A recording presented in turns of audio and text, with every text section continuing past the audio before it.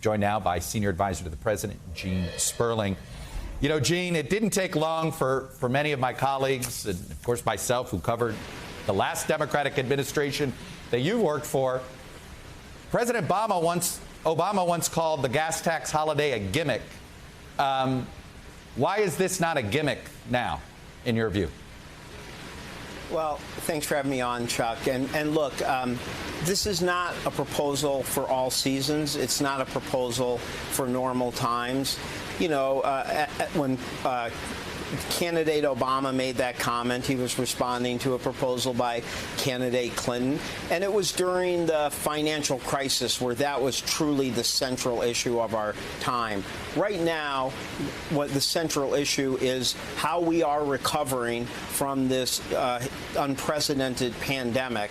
And one of the issues that we have faced is that at a time when prices might have been moderating, we've faced this unthinkable aggression from Putin and an appropriate response that has driven gas prices from $3.31 in January 17th, when Putin started doing military exercises in Belarus, to near $5 right now. And so the president has made clear that, and you've already mentioned one of the issues, that he's going to do everything in his power to help provide relief for Americans at the gas pump while still standing strong against Putin. And that's included the historic release of the Strategic Petroleum Reserve. It's included allowing E15 gas to be available this summer to put downward pressure on prices. And yes, it is including these three things he asked today: suspend the federal gas tax for 3 months, which is 18 cents. Call on states that have benefited from surging revenues and surpluses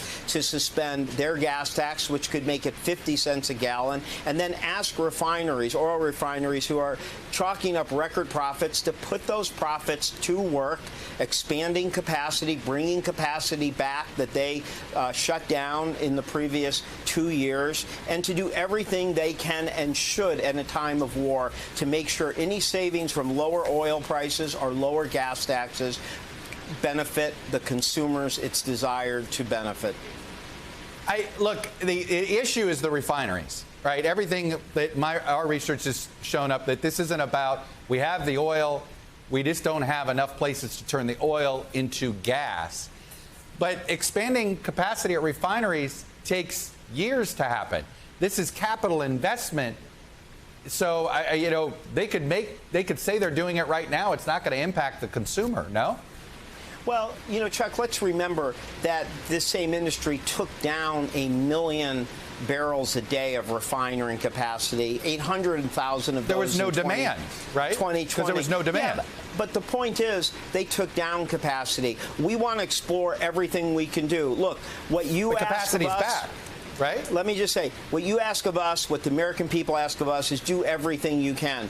You know, we are sending them a strong message, but the president also asked Secretary Granholm, our Secretary of Energy, to meet with the industry tomorrow and have a constructive conversation that would include getting all of their ideas and understanding, is there capacity they could bring back online? What could they do, what can they do to do their part in a time of war to relieve prices at the pump, just like anybody is asking of this White House or the United States Congress. You do everything you can. There's no silver bullet, but that doesn't excuse you from taking all action that you have an ability to take.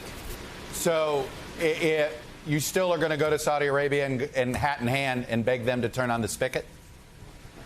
Well, look, the president obviously has and his foreign policy team have worked to, encourage more capacity. We think, more production. We think there's 200,000 more barrels per day already committed by kind of what's called OPEC plus.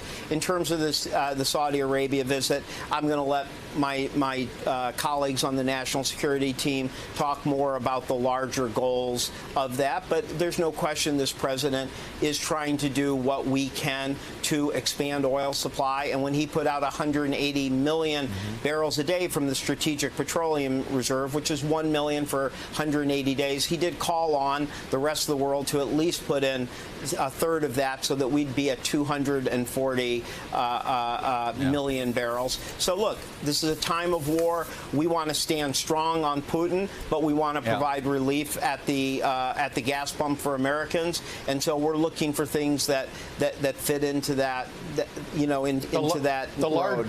Right. The larger issue is inflation. The gas price is the neon sign, right, that tells you about inflation. So I understand wanting to tackle that. Why not rebate? Why not $500 in rebate cards versus suspending of the gas tax, which feels, because now you're going to have to raise taxes in 3 months, right before an election year. It sounded like you guys were debating sending basically a $500 rebate card instead, which could have helped somebody decide maybe it helps with gas, maybe it helps with groceries.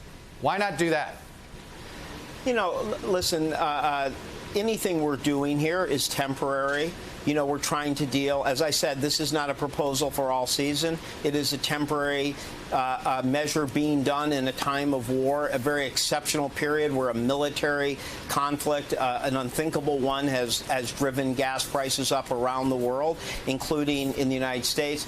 As opposed, in terms of other ideas out there, I think the president's going to be very open. In his speech today, I think he mentioned one of the governors who did give that type of rebate card. But this is, I think, a proposal that he thinks the American people would support, could get bipartisan support. But I'll also say we've been very clear. We're not taking ideas off the table. If people want to work with us in ways to provide relief to American consumers while standing strong against, the attack on democracy in Ukraine, we're going to be open. Gene Sperling, one of the chief economic advisors to President Biden these days. Gene, it's always good to get your perspective. Nice to see you, and Chuck, thanks for having us. I know you're dealing with a ton of rain, so thank you. Thank you. Thanks for watching our YouTube channel. Follow today's top stories and breaking news by downloading the NBC News app.